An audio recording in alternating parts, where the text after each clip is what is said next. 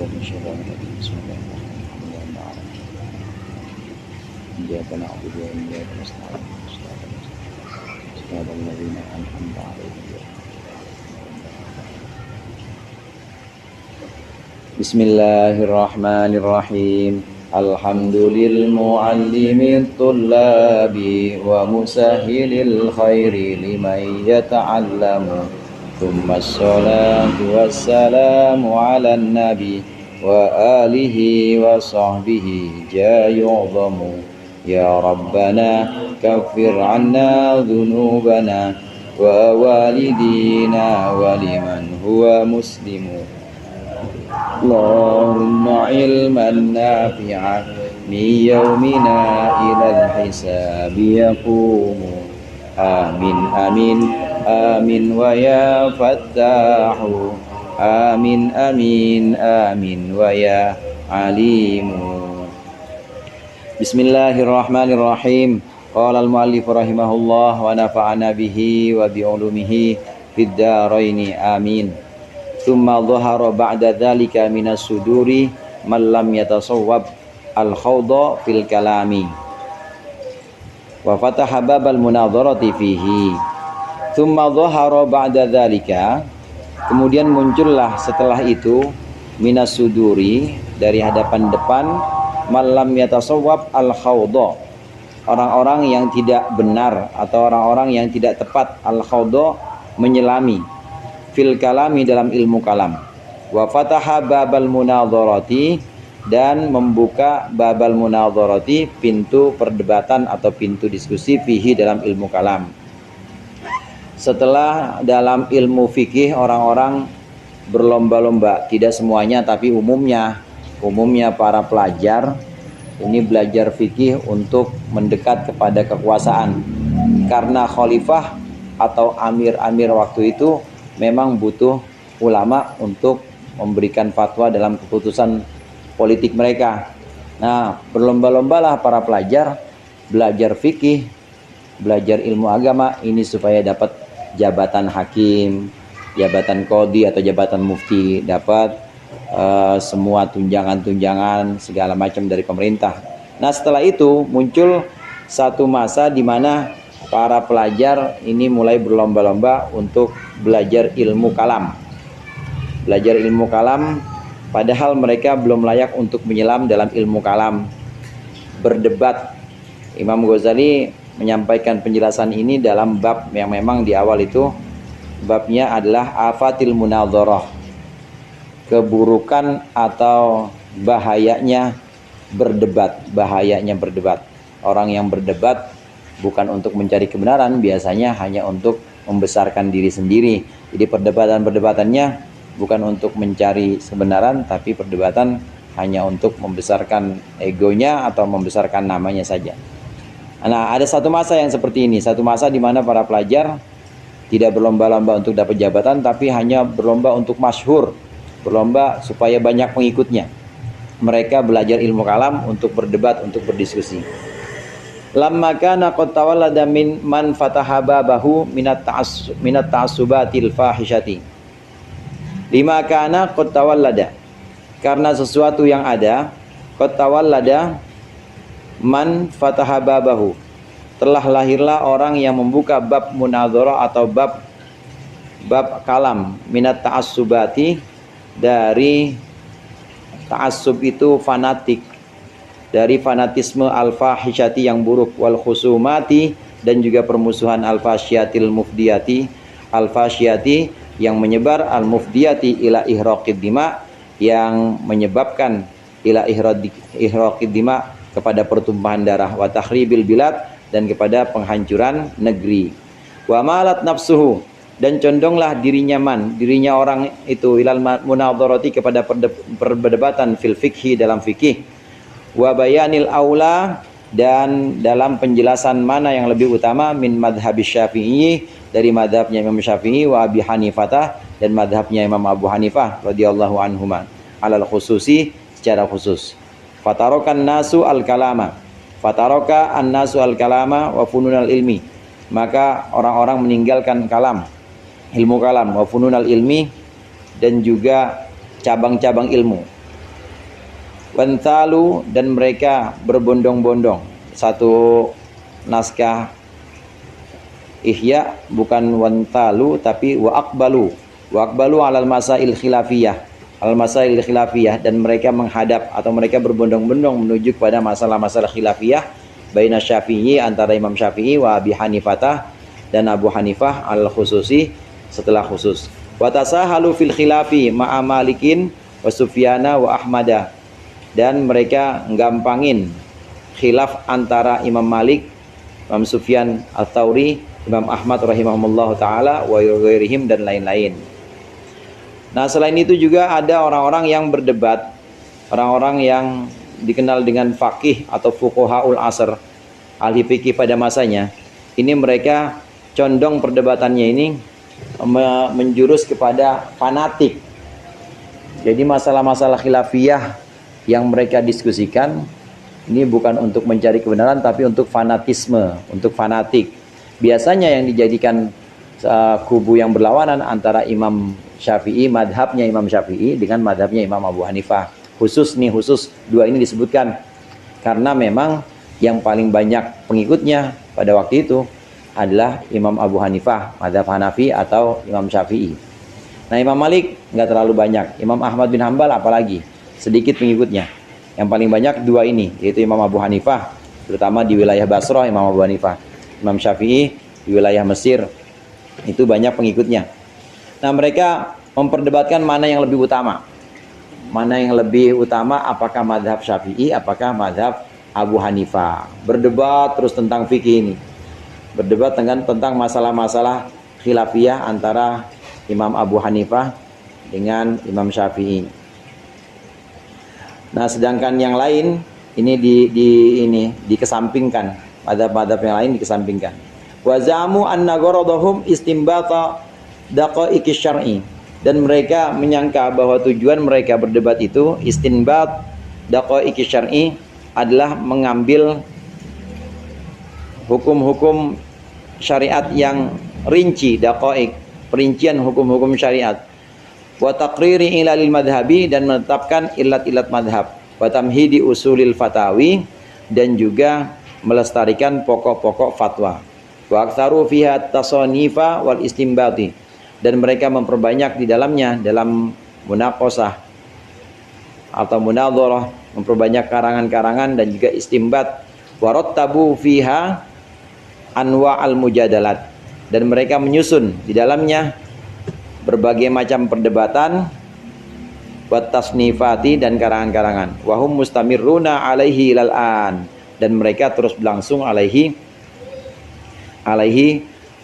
atas itu, atas madhkur min tamhidi usul fatawi, bisa juga gorot, tujuan. Mereka terus menganggap tujuan itu sampai sekarang, ilal an, sampai sekarang.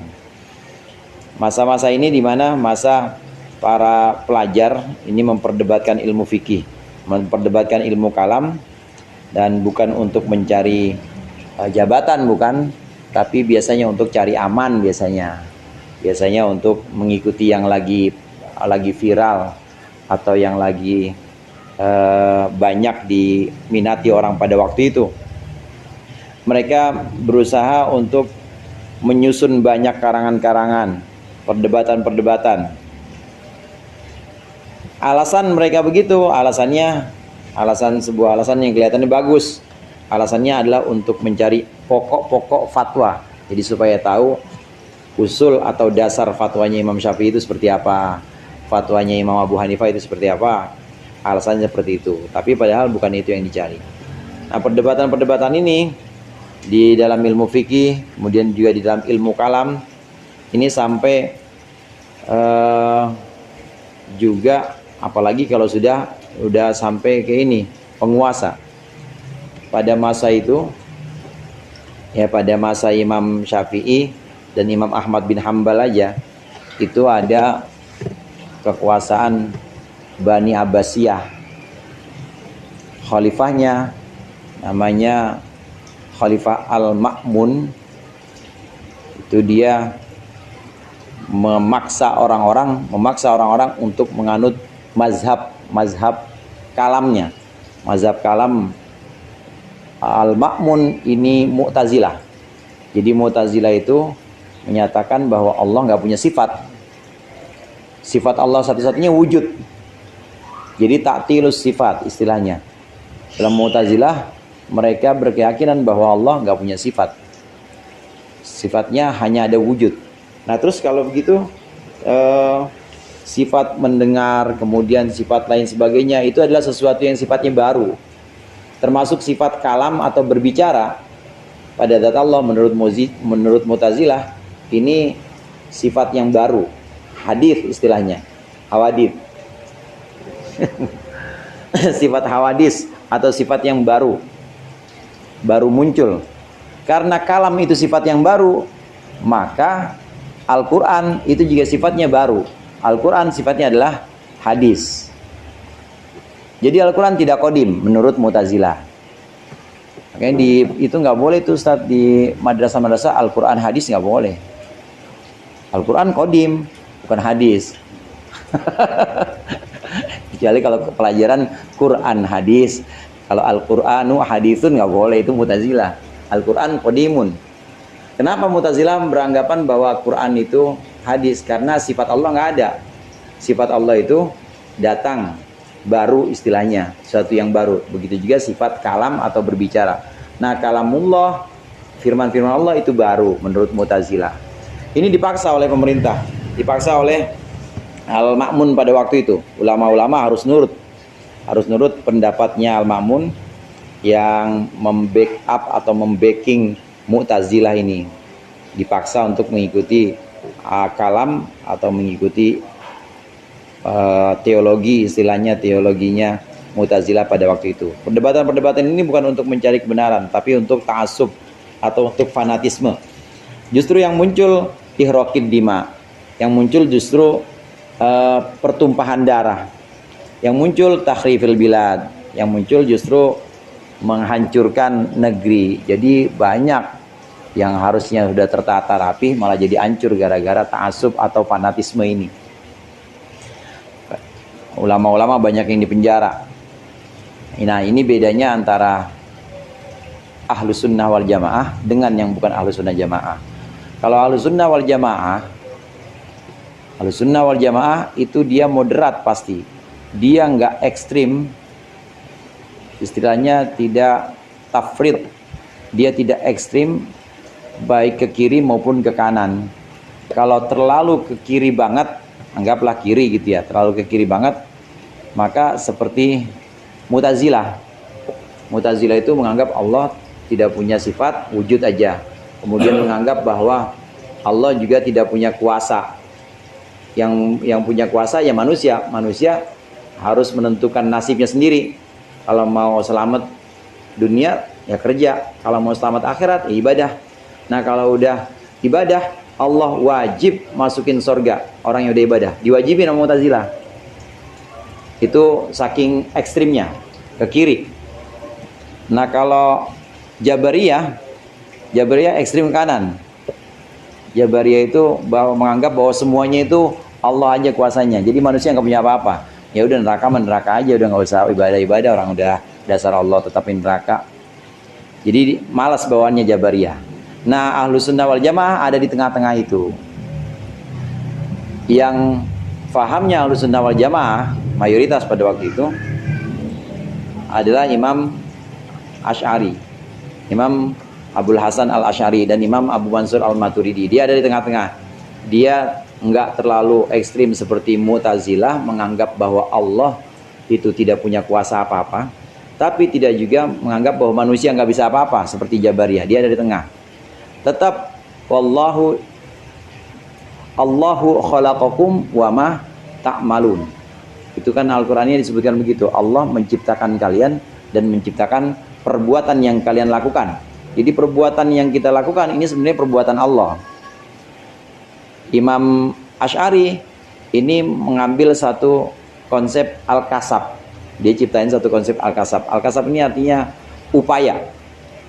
Iya hakikatnya itu adalah perbuatan Allah. Tapi tetap ada al-kasab atau upaya kasab dari manusia itu ada. Kalau kita bilang tulisan-tulisan yang ada di WA misalnya. Tulisan yang ada di WA dikirim sama Haji Romli. Itu kiriman Haji Romli, tapi juga kiriman WA. Potensi yang ada, yang buat, yang nyiptain ya WA. Ya semuanya itu kiriman WA, bukan kirimannya Haji Amin, bukan kiriman Ustaz Suhendi. Kiriman siapa? Kiriman WA. Tapi tetap ada kasab atau upaya dari Ustaz Suhendi buat ngirim, buat ngetik. Artinya hakikatnya memang itu WA semuanya. Hakikatnya WA yang ngirim, WhatsApp yang ngirim. Tapi ada upaya. Kalaupun nggak ada upaya, nggak bakal kirim juga dari kita. Nah, ini kurang lebihnya pertengahan atau moderasi, tawasud istilahnya. Moderasinya Ahlussunnah wal Jamaah ada di sini. Kalau tidak seperti ini, jadinya ta'assub, fanatik. Yang Mu'tazilah ya fanatik, menganggap bahwa manusia punya kuasa banget. Yang Jabariyah akhirnya menganggap bahwa manusia nggak bisa apa-apa. Ini ekstrim kanan dan ekstrim kiri. Ahlussunnah wal Jamaah termasuk Imam Ghazali ini juga banyak. Imam Ghazali juga mengadopsi akidah-akidah yang sifatnya moderat ini, Ghazali. Jadi perdebatan fikih, kemudian juga berlomba-lombanya orang-orang mencari ilmu kalam, belajar ilmu kalam, ini hanya untuk ta'assub yang justru bisa menumpahkan darah badan, bahkan merusak negeri. Ini Ahlussunnah wal Jamaah tidak seperti ini. Ahlussunnah wal Jamaah pasti dia ada di pertengahan dan tidak pernah merombak total. Artinya merombak total, kalau toh harus memperbaiki sesuatu, maka dia tidak akan merombak total yang timbulnya kerusakan. Ahlussunnah wal Jamaah nggak pernah itu. Ada satu lagi kaidah yang sering kita dengar itu, mala yudraku kulluh la yutraku kulluh. Sesuatu yang nggak bisa kita dapatkan keseluruhan, nggak boleh ditinggalkan keseluruhan. Kita nggak bisa ngaji dua, jangan terus ngaji satu-satulah diambil lah, meskipun cuma satu diambil. Kita nggak bisa ngilangin tradisi orang mati. Dulu orang mati ada istilah lelean melek-melekan, nemenin begadang, kumpul-kumpul. Kita nggak bisa ngilangin tradisi itu. Tapi dalam tradisi itu ada yang bagus, silaturahim, guyub, kemudian juga makin rekat hubungan kekeluargaan. Walaupun kita tidak bisa menghapuskan seluruhnya, ya itu bukan berarti harus kita tinggalkan semuanya. Artinya jangan terus gara-gara kita nggak bisa, jangan terus gara-gara kita pengen menanamkan nilai-nilai Islam, nah kita habisin semuanya, jangan. Tapi malah yudraku kulluh la yutraku kulluh. Kalau toh nggak bisa dihilangin semuanya, ya jangan dihilangin semuanya, tapi biarkan tetap ada, tapi ditanamkan nilai-nilai Islam. Ini yang dilakukan oleh Wali Songo seperti itu. Jadi moderat, kemudian selain moderat itu ya anti dengan ta'assub, anti dengan fanatisme, dan lebih mencari kemaslahatan. Nah, pada masa yang disebutkan Imam Ghazali ini, pada masa tertentu ada orang-orang berlomba-lomba untuk belajar ilmu fikih, belajar ilmu kalam, hanya untuk berdebat, hanya untuk fanatisme. Karenanya di bab ini disebutkan nanti ada perincian-perinciannya, bahaya dari perdebatan, bahaya dari mujadalah. Fahada walasna nadri malladhi yuhdithullahu fima ba'dana minal asar. Dan kita tidak pernah tahu malladhi yuhdithullahu, apakah keadaan yang nanti akan Allah perbuat fima ba'dana minal asari minal asari, dalam masa setelah kita, di beberapa waktu nanti. Kita nggak tahu, ntar makin parah, kata Imam Ghazali, mungkin makin parah. Fahada wal ba'ithu alal ikbabi alal khilafiyat wal munadharat la ghairu. Dan inilah penyebab al-ba'its ini yang membangkitkan, maksudnya faktor yang menyebabkan alal ikbabi alal khilafiyat, atas bergelutnya atau pergelutan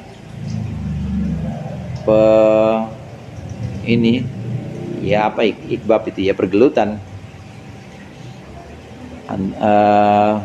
perminatan ala khilafiyat wal munadharati, atas khilafiyah, ilmu-ilmu khilafiyah dan juga perdebatan, la ghairu, bukan yang lain. Inilah penyebabnya orang-orang itu belajar ilmu khilafiyat atau munadharat, ngambil yang justru yang diambil perbedaan antara para imam mazhab, yang dicari malah perdebatan, bukan kalimat yang sama atau kalimat yang disepakati. Ini penyebabnya adalah ta'assub, penyebabnya adalah fanatisme.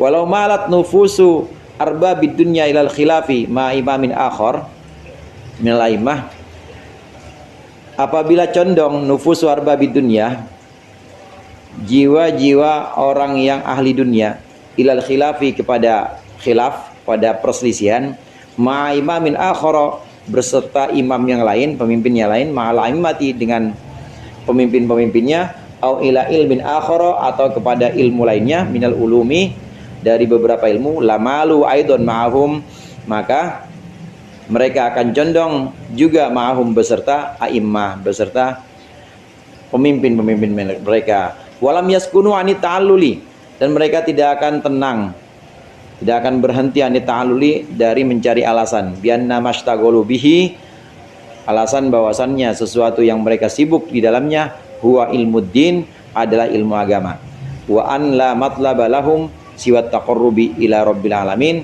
dan bahwasannya tidak ada pendorong atau tidak ada prinsip untuk mereka, siwat taqarrubi ila rabbil alamin, kecuali mendekatkan diri kepada Allah Rabbul Alamin.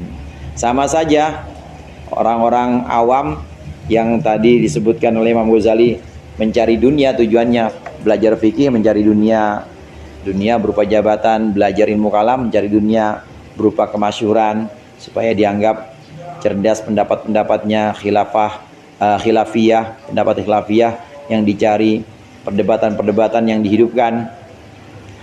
Itu seiring dengan ini, seiring dengan perkembangan penguasanya.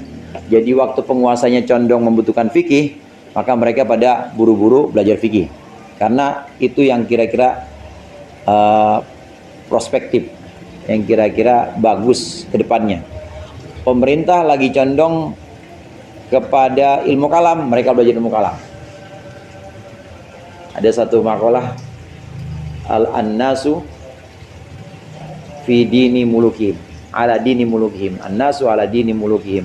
Manusia itu cenderung ikut agama penguasanya.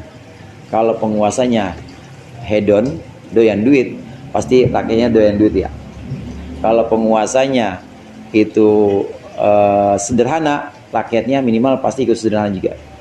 Kalau penguasanya lagi gemar-gemarnya ilmu kalam seperti Al-Ma'mun tadi, yang Mu'tazilah, maka rakyatnya akan ikut Mu'tazilah juga. Politik memang kadang-kadang sangat menentukan keputusan, sangat menentukan ini kecenderungan orang-orang bawah ini. Karena memang orang bawah ini arbabud dunia, orang-orang yang memang menginginkan dunia. Andai, kata Imam Ghazali, andai penguasa atau pemerintah itu pindah ke ilmu yang lain, pasti mereka ikut-ikutan juga. Mereka akan bareng-bareng dan nggak akan diem anteng, nggak bakal anteng, akan mengikuti yang sedang diminati oleh pemerintah atau diminati oleh penguasa pada waktu itu. Namun alasannya tetap, ya kami begini ini cuma karena pengen mendekatkan diri kepada Allah. Kami begini, kami tahu karena ini adalah ilmu agama, makanya kami belajar ini. Tetap itu alasannya seperti itu. Alasannya tetap taqarrub ila rabbil alamin. Padahal arbabud dunya, kata Imam Ghazali, padahal mereka hanya menginginkan dunia saja. Ada memang pada satu masa kecenderungan seperti ini, dan ini pun sekarang juga ada. Imam Ghazali bilang mungkin akan berlangsung terus, dan setelah masa kita ini, ketika Imam Ghazali nulis Ihya ini, nanti setelah masa kita ini akan ada lagi, akan tetap ada orang-orang yang faktor pendorongnya adalah dunia, belajar cuma karena ingin dunia, cuma karena ingin mengikuti hawa nafsunya, maka dia akan cenderung merusak agama, bukan untuk mencari kemaslahatan, tapi justru agama untuk mencari kerusakan. jadi kerusakan. Ciri-cirinya orang yang nggak mau berdebat, orang yang nggak mau fanatik terhadap pendapatnya, dia memegang kuat kebenaran yang dia miliki, tapi tidak pernah nyalain orang lain. Kalaupun harus berdebat, tujuannya adalah untuk mencari kebenaran, bukan buat menjatuhkan lawan. Dan dia tidak pernah menganggap artinya dia walaupun dia kukuh pada pendapatnya, tapi nggak pernah menyalahkan orang lain. Imam Syafi'i kan bilang, kullu ra'yi shawab yahtamilul khata, wa kullu ra'yi ghairi khata yahtamilus shawab. Semua pendapatku benar, kata Imam Syafi'i. Dalam hal ini memang harus yakin kalau kita benar. Tapi yahtamilul khata, semua pendapatku benar, tapi yahtamilul khata, masih mungkin mengandung kesalahan. Nah, kalau menurutku kullu ra'yi ghairi, semua pendapat selainku, orang lain, pendapatnya salah, tapi yahtamilul shawab, yahtamilul shawab. Pendapat orang lain meskipun salah, tetap ada mungkin benarnya. Pendapat saya, menurut saya benar, tapi tetap ada kemungkinan salah. Nah, itu yang harus ditanamkan. Ketika kita sudah punya satu pendapat, maka harus tanamkan pendapat kita ini benar, tapi masih mungkin mengandung kesalahan. Dan pendapat orang lain memang salah menurut kita, tapi masih mungkin mengandung kebenaran. Bayanut talbis fi tashbihi hadhil munadharat bi musyawarati sahabah, wallahu a'lam bishawab. Al-Fatihah.